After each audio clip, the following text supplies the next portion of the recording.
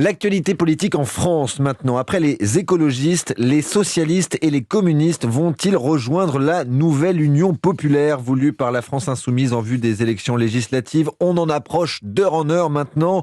Retrouvons tout de suite Victor Chabert devant le siège de la France insoumise dans le 10e arrondissement de Paris. Victor, on négocie encore ? Oui, et accord imminent avec les communistes. Ils sont attendus ici d'une minute à l'autre pour le finaliser avant de le faire valider cet après-midi au Conseil national du PCF.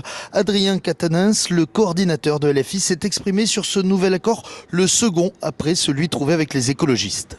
Les choses avancent bien, en effet, avec le Parti communiste français. Et d'ailleurs, vous allez le voir pour une raison, c'est qu'y compris sur le fond, nous sommes moins éloignés. D'ailleurs, j'ai vu que Fabien Roussel, hier, disait même « je veux pas que la question du nucléaire soit bloquante ». Donc oui, ça avance bien avec le Parti communiste français. Et je pense que là-dessus, on aura des annonces à faire dans les prochaines heures. Voilà.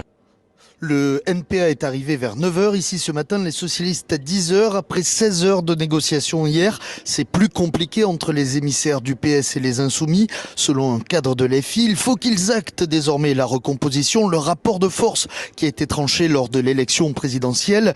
L'état-major de LFI dit faire le maximum pour trouver un accord privilégiant le fond. Il martèle que ce qui se joue ici, c'est un accord de gouvernement, pas des accords d'appareil, mais ils assurent qu'ils font tout dans les négociations de circonscription pour que chaque formation ait un groupe à l'Assemblée.